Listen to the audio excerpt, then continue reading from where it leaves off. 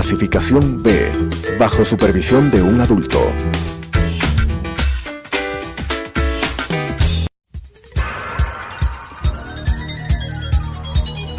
Las opiniones vertidas en este espacio por la producción y dirección del programa son de exclusiva responsabilidad de sus autores y de quienes intervienen en ellos.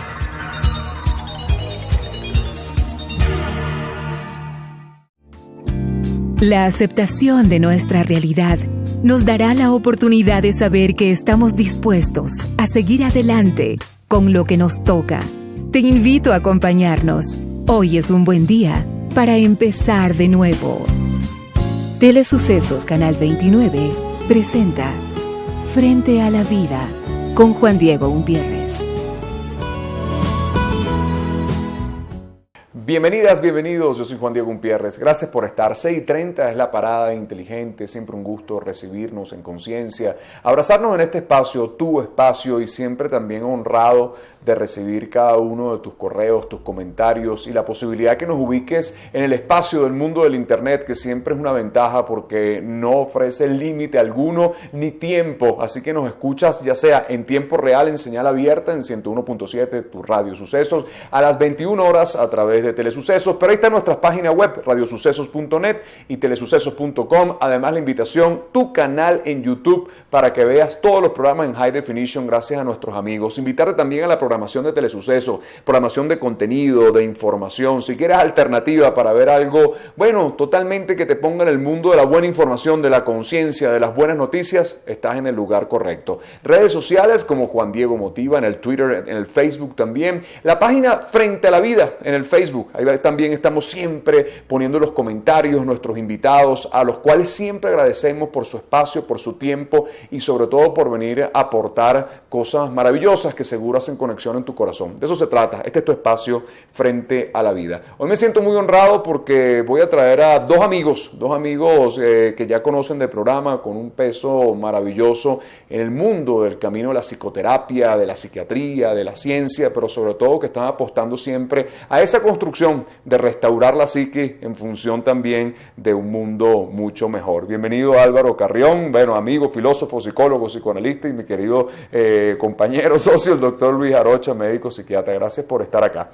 Quise hacer un programa juntos en función de entender un poco las corrientes y buscar más que las distancias, poder abrazarnos en función de que si algo aporta, seguimos sumando. Me encantaría empezar contigo, Álvaro, en función, tú eres psicoanalista, tú eres psicólogo, pero un poco el aporte del psicoanálisis en nuestros tiempos. Hay gente que habla, bueno, que el psicoanálisis ortodoxo quizás no ha entrado dentro de un capítulo de revisarse nuevamente, de entrar dentro de un mecanismo más moderno. Hay gente que dice que no, que ese es el psicoanálisis, ese es el que funciona. Quisiera un poco tu intervención de ponernos en contacto, ¿qué es el psicoanálisis como tal? ¿Qué es el psicoanálisis? Bueno, el psicoanálisis es una forma de trabajo, digamos, con las personas que tienen cierto tipo de dificultades de orden psíquico y que a lo que apunta es a los determinismos de la conducta, ¿no? Este término conducta, bueno, podemos pensar que trae una cantidad de problemas, digamos, inclusive en la definición que estoy dando de psicoanálisis. Pero la idea es a ciertos determinismos que no son conscientes, ¿no? Okay. Y que de alguna manera dan cuenta de un comportamiento de un sujeto. Esto es fundamental porque a partir de los desarrollos, especialmente de Freud, ¿no es cierto?, padre del psicoanálisis, él plantea algo que está relacionado con una condición escindida de la conciencia. Es decir, conocemos parcialmente algo de nosotros, otra parte queda fuera de este ámbito, y por ende esto que queda fuera produce o determina cierto tipo de cosas sin que nosotros tengamos plena conciencia de esos determinismos. Ok, fíjate que tú una de tus exposiciones hablaba de las 4 humillaciones que ha tenido el ser humano, y una de las que planteaba fue la que lanzó Freud, al decir, bueno, ustedes creen que son lo que son, pero adentro de ustedes hay otro animal viviente también, ¿no? Exactamente. Tú tropezaste con el psicoanálisis una vez terminado todo tu proceso de la psiquiatría, ¿no? ¿Qué te dejó ese psicoanálisis?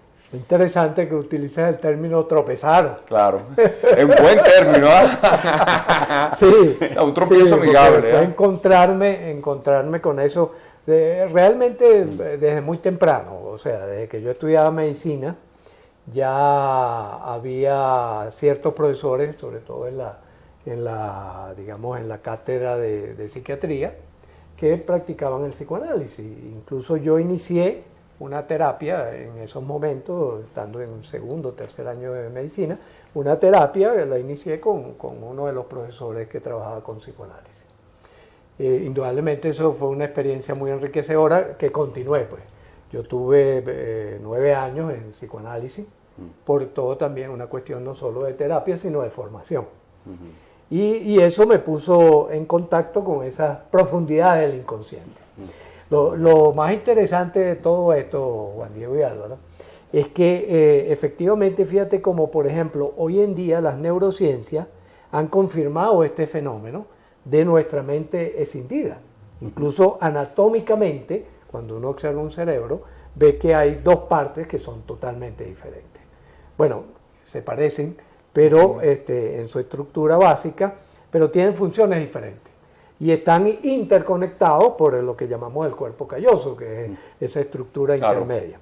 Eric Kandel, que ganó el Premio Nobel de Medicina en el 2002, si mal no recuerdo, Eric Kandel viene del psicoanálisis y después trata de encontrar dónde están esas huellas némicas desiderativas que llamaba Freud, y empieza a trabajar con cuál es la base molecular de la memoria. Y eso lo lleva a ganarse el Premio Nobel de Medicina, y entonces él ha escrito varias obras donde conecta el psicoanálisis con las neurociencias, que es un poco el trabajo que nosotros hemos venido haciendo de interconectar lo que tú denominaste diferentes corrientes, que yo prefiero llamarlos aportes.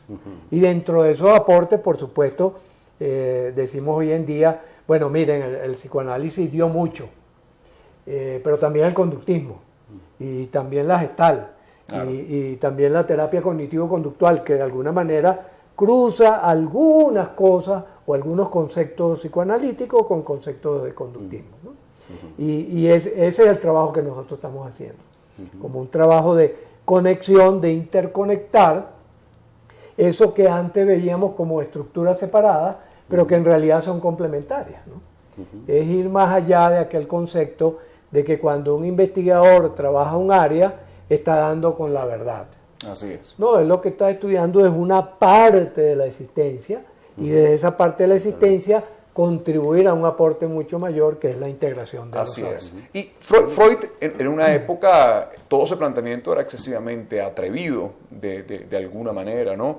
O sea, plantear todo eso que tenía que ver con el inconsciente, además Freud, un médico también, neurólogo, ¿Qué puso en contacto con esta oferta atrevida, por decirlo, de que había esa personalidad interna que había que ser atendida? Nosotros siempre comentamos, y no sé si tú partes de eso, que esa personalidad interna yo creo que abarca el 98%. O sea, ese inconsciente podríamos decir que es el gran ciclista de la vida, y que esa conciencia termina siendo una epidermis muy delgada. Te pregunto esas 2 cosas, Álvaro. El jefe, ¿no? El jefe, claro. Llamamos The Boss. The Boss, ¿ah?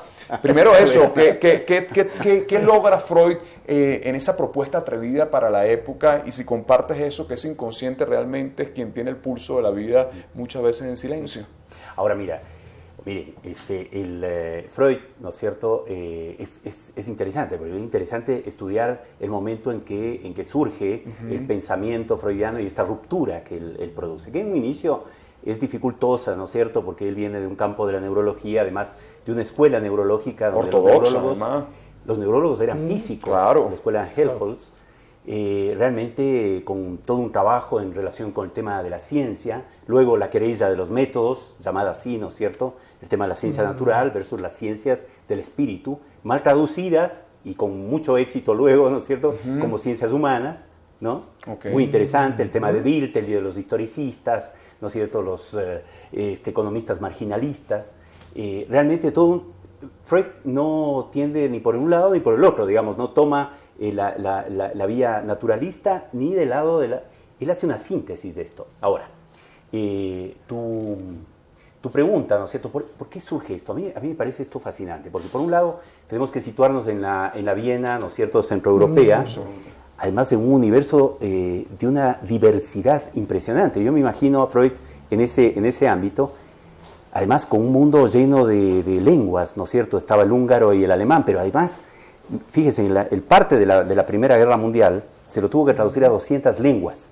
Entonces uno podía imaginarse la gran diversidad que había en ese ámbito y la posibilidad, me parece, de una intuición genial de Freud, de pronto encontrar que esa diversidad no estaba solamente afuera, sino la unidad de ese sujeto estaba escindida. Ahora, fíjense qué importante, pero además qué importante el salto de una línea, ¿no es cierto?, de la neurología a una consideración otra de lo psíquico ahí en ese momento. Creo que además Freud es un hijo de la Ilustración, un hombre muy como severo en términos de lo que considera una investigación, ¿no es cierto? Y ese trabajo mesurado, muy pautado, ¿no es cierto?, que iba haciendo con el tema de los sueños antes, el trabajo que se lo conoce por la década del 50 más o menos, del proyecto de psicología para neurólogos, que es fundamental también, que intenta encontrar un vínculo entre la neurología y la psicología. Además, en un momento, miren que Viena era la capital de la medicina del mundo. Además, no era cualquier sitio. Muy importante. Él, además, en su formación médica estuvo muy vinculado, bueno, en aquella época nos cuesta, creo que en este instante, como entender qué pasaba en Viena, ¿no es cierto?, porque tendremos que remitirnos. El tema de las especialidades, ¿no? Tulmin y Janik, que trabajan en un libro que es fabuloso, que se llama La Viena de Wittgenstein, habla de un momento muy sui generis. Einstein podía conversar con Mahler o con Freud, qué sé yo, y hablar de música o hablar de psicoanálisis o de física, cosa que ahora sería impensable, ¿no es cierto?, por el tema de las especialidades y todas las...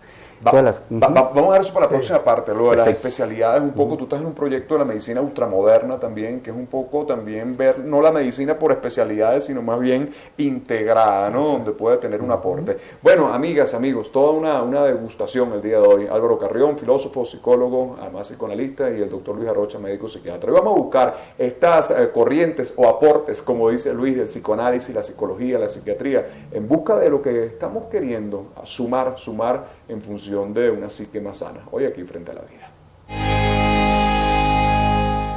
Regresamos Frente a la Vida, hoy conversando con Álvaro Carrión y el doctor Luis Arocha. Un poco viajado la inquietud de esa medicina ultramoderna, porque Álvaro había un poco plasmado esa visión, bueno, de que en una época podíamos sentarnos a conversar, ¿no? Hubiera sido hermoso, ¿no?, poder estar presente con esos personajes. Pero en algún momento la ciencia provocó más divisiones que buscar algo más integrado, ¿no? Sin embargo, tú has planteado ese término que está ahorita en el mundo también, de una medicina ultramoderna en función de buscar más un camino sumatorio que estar en esas especialidades como si el ser humano no fuera integrado. Es curioso lo siguiente, Álvaro, por ejemplo, ¿cómo se llama? El universo se expande y se recoge. Se expande y se recoge. Eso parece ser lo que los físicos han determinado a través de sus estudios y tal. Y si vemos la historia, también el conocimiento se expande y se encoge, sobre todo en las interacciones que tienen que ver las distintas disciplinas. Si uno piensa, por ejemplo, en Hipócrates, o en Aristóteles, o en Platón, había una concepción de que todo ese conocimiento estaba vinculado. Sin embargo, con el desarrollo sobre todo de la ciencia, que va buscando cuáles son los elementos constitutivos de la vida, hay como un alejamiento. Entonces nos vamos hacia la especialización, pero periódicamente retornamos nuevamente a cómo esos elementos particulares se van conectando para producir un efecto mayor.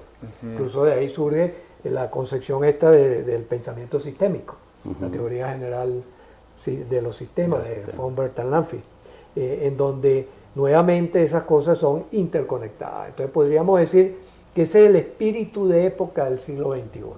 Nuevamente queremos sentar a Mahler, con Munch, con Freud, con Wittgenstein o con Albert Einstein, todos en una mesa conversando, ¿no? Imagínate, ¿no? Estamos llegando nuevamente a eso. Tú ves que, por ejemplo, en el trabajo transdisciplinario se está buscando precisamente, por ejemplo, que el médico se siente con el ingeniero, con el psicólogo, con el arquitecto, con cualquier especialista. Voy a poner un pequeñito ejemplo, por caso, la diabetes. La diabetes la estudiábamos los médicos como una cosa que le pertenece a la persona y no tiene que ver con el resto. Pero en la medida que nuestra sociedad impulsa a través, por ejemplo, de la publicidad, toda esta serie de cosas, impulsa el que tú consumas más bebidas refrescantes, el que tú consumas dulce, el que tú consumas ese tipo de cosas, eso afecta al individuo. Y entonces hay más diabéticos en la medida que la sociedad consiente y promociona este tipo de cosas. Claro. ¿Por qué? Porque la persona entonces compra esa propuesta de, no, yo me voy a llenar de dulce y lo dulce es lo que me tranquiliza, lo que me da satisfacción. Y ahí lo tengo enfrente. Así es. Si no lo tengo enfrente, no lo uso. Okay. Entonces, fíjense la conexión, por ejemplo, en este caso, entre lo social, lo material, que es el uso del consumo del azúcar, y la enfermedad que le estoy produciendo a la persona. Como estoy abriendo, por ejemplo, genes patógenos. Y aquí entra también lo psíquico. Cuando una persona, por ejemplo, tiene una firme creencia en que tiene una misión importante en su vida y que es clave que él llegue a los 90, a los 100 años, esa persona no consume dulces, ¿verdad? Esa persona tiene cautela. Entonces fíjate cómo estamos tejiendo, y en esto consiste la medicina ultramoderna, tejiendo una conexión entre esos distintos conocimientos que estaban dispersos y que, volviendo al caso de Freud también en aquella época intuyó que la cosa iba por allí. También así que sacó aquello tan célebre de las series complementarias. Exacto. Las series complementarias, si tú te pones a ver, no es otra cosa sino la aplicación de este pensamiento sistémico. Okay. Y él, a su vez, ve esa conexión entre lo físico y lo psicológico. Es inolvidable la experiencia que él tiene cuando va a Francia a Charcot. Conoce a Charcot, ¿verdad? Y observa las clases de Charcot y se pregunta, bueno, pero si esto es un fenómeno neurológico, ¿cómo es que este individuo lo puede inducir en una clase, ¿no? Exacto. Y a partir de allí él empieza a elaborar todo el... Voy a quedarme con eso para dejarte una pregunta, Álvaro, para la próxima parte. O sea, ese mundo material, bioquímico, neurológico, perteneciente al cerebro, ¿es solamente un camino material o psíquico? Te pregunto, y te lo dejo en esa disposición. O sea, el piano no requiere un pianista. ¿Dónde está ese pianista? Es la pregunta que te dejo. ¿Okay? Hoy lo conversamos con Álvaro Carrión, psicólogo y psicoanalista, y el doctor Luis Arrocha, médico psiquiatra. Quédate con nosotros frente a la vida. Regresamos frente a la vida. Te dejé esa inquietud. O sea, cuando hablamos del campo neurológico, cuando hablamos del campo más palpable desde el punto de vista material, bueno, podemos imaginar un cerebro, podemos ver bioquímica de alguna manera, pero detrás de eso hay otra cosa. Te preguntaría si ese campo psíquico pertenece a qué, a ese mundo material nada más. Bueno, yo diría que, bueno, este tema, por ejemplo, podríamos pensar, y creo que lo ha sugerido Luis, ¿no es cierto? Podríamos pensar... Una persona se puede hacer un estudio de la fisiología del llanto, por ejemplo, ¿no es cierto? Y cómo surgen los lagrimales y todo eso. Pero nos falta algo, porque ese sujeto, digamos, sufre o tiene una emoción que le lleva a derramar lágrimas, ¿no? Hay una secreción de neuroquímicos, pero estos funcionan solos, digamos, no. Aquí hay algo que necesita ser integrado, ser mirado, ser problematizado, porque de lo contrario nos quedamos con una parte, ¿no es cierto?, y dejamos de lado algo muy importante. Miren, en la Deutsche Welle hay unos documentales fabulosos, ¿no es cierto? La otra noche hay un documental interesantísimo sobre la psoriasis, un tema que me parece fascinante, ¿no es cierto? Y esta relación con el cuerpo que se lo escinde, ¿no es cierto? De nuevo, desde una especialidad, o sea, se toma la piel, lo otro, el resto queda fuera. Claro. Un documental muy interesante porque probaban toda una serie de sustancias, ¿no es cierto?, biológicas que inciden en el síntoma y mejoran la condición del paciente. Perfecto. Entonces comenzaban con una señora que, bueno, trabajaba en un sitio público y, claro, sus manos estaban tan lesionadas que temía que la gente no quisiera simplemente que ella les atienda, porque, claro, esto puede ser contagioso. Bueno, la lesión de la psoriasis puede ser muy fea. Y la persona que iba narrando esto, ¿no es cierto?, dice, bueno, todo esto comenzó a partir de la muerte de su padre. Y bueno, y siguió, eso quedó de lado, ¿no es cierto? ¿Qué pasó con esa persona en ese instante para que esto genere, además, una cuestión que creo que era alrededor de 10 o 15 años, ¿no es cierto?, que se había generado esta patología, pero ese ámbito, el tema del duelo o qué pasó con ese padre, esa situación quedó totalmente de lado. A lo que vamos es a los alérgenos, a esto, lo otro, todos los aspectos, ¿no es cierto?, de síntomas, y además del funcionamiento del cuerpo, que es fundamental, es interesantísimo, pero hay algo que queda fuera, ¿no? Esa condición de ese sujeto en ese momento, cuando aparece el síntoma, ¿no es cierto?, esa situación que emerge de algo que sucede en su contexto, esto queda fuera. Los aspectos sociales. Bueno, ¿qué pasa con un sujeto de determinada condición social en un momento histórico que está viviendo determinado tipo de procesos, ¿no es cierto? Eso queda también de lado. Yo creo que ha habido momentos, como tú decías, ¿no?, momentos donde se amplía la posibilidad de mirar algo y otras se cierra. Hay momentos, por ejemplo, donde miramos la molécula y dejamos de ver a ese sujeto. Las partículas del átomo. Exacto, vamos a cada una vez cosa más fino, ¿no? una cuestión monádica, digamos, claro, y dejamos de mirar el resto. Creo que en la época de Freud hubo esa posibilidad de ampliar esa mira. Hay otros momentos, por ejemplo, Prigogine, cuando habla de la nueva alianza, claro, del integrar conocimientos, de poder pensar de otra manera, ¿no es cierto? También el pensamiento complejo, Morán, etcétera. Y claro, pero nos topamos con una serie de problemas bastante severos también en ese. Bueno. Fíjate, una aproximación interesante a eso es el concepto de niveles, ¿no? Que en lugar de poner las cosas en horizontal, las podemos poner en vertical, ¿no? Y observar cómo es que las estructuras se van armando. Por ejemplo, con el caso que tú dices, el piano y el pianista, yo les haría una pregunta. Yo les preguntaría, cuando el individuo golpea las teclas o entona una pieza musical. Aparentemente entramos en una contradicción, ¿verdad? Bueno, golpea las teclas. No, es lo mismo, pero visto en dos niveles distintos de análisis.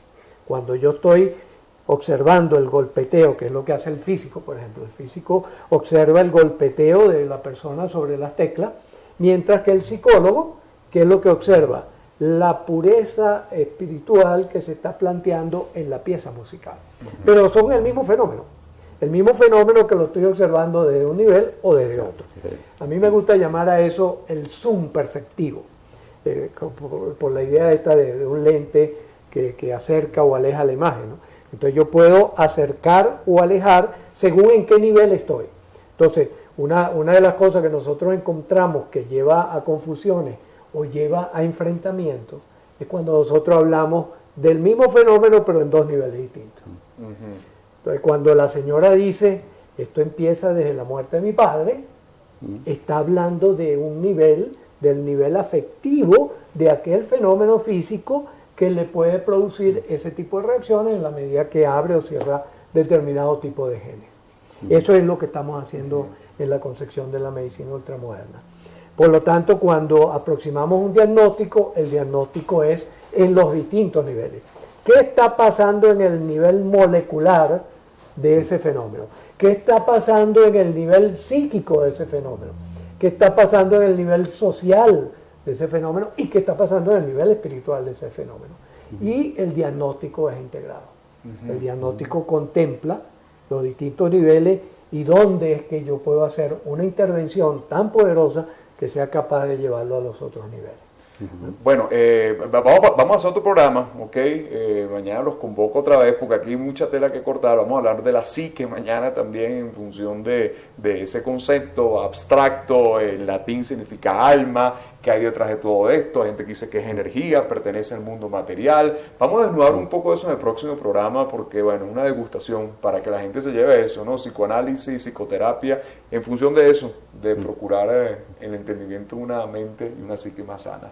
Hoy aquí tuvimos a nuestro querido Álvaro Carrión, psicoanalista, psicólogo, y a nuestro querido doctor Luis Arocha, médico psiquiatra. Los voy a convocar mañana para otro programa, para seguir hablando de este maravilloso, infinito y misterioso mundo de la psique aquí, frente a la vida.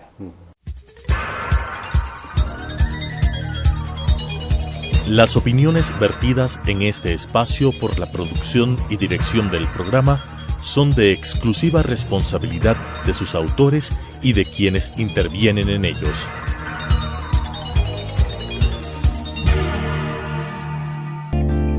Los triunfos no se miden por las victorias. Habrá derrotas que más temprano que tarde agradeceremos y evaluaremos como éxitos favorables. El tren pasa siempre, mientras estemos despiertos, frente a la vida. Nuestra cita mañana 18:30 en Radio Sucesos. 21 horas por Telesucesos.